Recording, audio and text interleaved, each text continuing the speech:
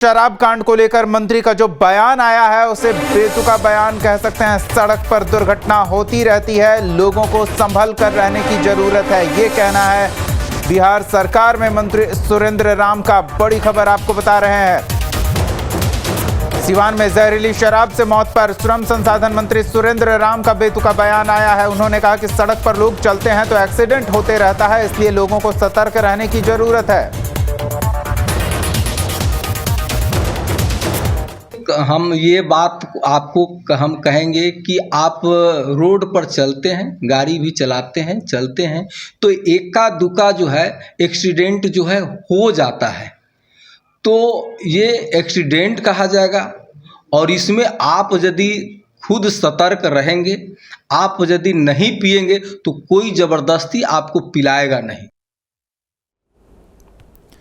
तो कोई जबरदस्ती आपको पिलाएगा नहीं, एक्सीडेंट होता रहता है, ये कहना है सुरेंद्र राम का। सहयोगी रंजन त्रिगुण हमारे साथ जुड़े हुए हैं। रंजन, मंत्री जी का बयान, काफी नाराजगी व्यक्त कर रहे हैं लोग इस पर, क्या कहे थे वो? जी देखिए, जिले के प्रभारी मंत्री और बिहार सरकार के श्रम संसाधन मंत्री सुरेंद्र राम ध्वजारोहण करने के लिए कैमूर जिले के भभुआ आए हुए थे, जहां उन्होंने झंडोत्तोलन करने के बाद जब उनसे सिवान में जो घटनाएं हुई, जहरीली शराब से मौत हुई, उसको लेकर के बातें किया गया तो उन्होंने बहुत इस बात को हल्के में लिया। उनका बयान था कि सड़क पर लोग चलते हैं तो घटनाएं एका दुका होते रहता है, तो इसे एक्सीडेंट ही माना जाए, जबकि उतने लोगों की जान की कीमत उन्होंने सम एक्सीडेंट से तुलना कर दिया। उन्होंने कहीं भी अधिकारियों की लापरवाही नहीं दिखाया कि नहीं हमारे यहाँ अधिकारियों की लापरवाही थोड़ी है, उस पर नकेल कसने की जरूरत है, कुछ पदाधिकारियों की संलिप्तता भी हो सकती है, चाहे वैसे तस्कर भी हावी हैं जो जिन पर पुलिस पूरी तरह से पहुंच नहीं पा रही है। इस बयान को लेकर के राजनीतिक गलियारों में चर्चाएं काफी हो रही है, उनके बयान का कहीं भी सराहना नहीं हो रहा है। जी चलिए रंजन, ये भी जानना चाहेंगे, अगर मंत्री जी कह रहे हैं एक्सीडेंट होता रहता है सड़क पर चलते हुए, तो फिर शराब की उपलब्धता तो बिहार में नहीं है, यहाँ शराबबंदी है, फिर ये एक्सीडेंट शराब से क्यों हो रहा है, इसकी जिम्मेदारी कौन लेगा?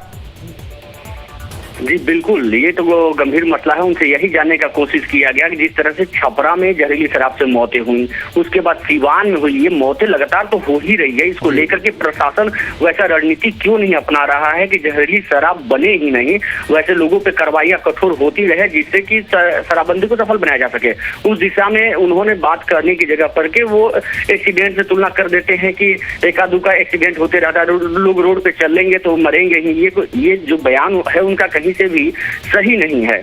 चलिए धन्यवाद रंजन इस तमाम बातचीत और जानकारी के लिए। तो संभवतः सुरेंद्र राम सरकार की ये स्थिति स्पष्ट कर रहे हैं कि शराबबंदी को पूरी तरह से सफल बनाने में पूरा महकमा जुटा होने के बावजूद कामयाब नहीं हो रहा है और शराब उपलब्ध है, दुर्घटनाएं शराब के कारण हो रही हैं।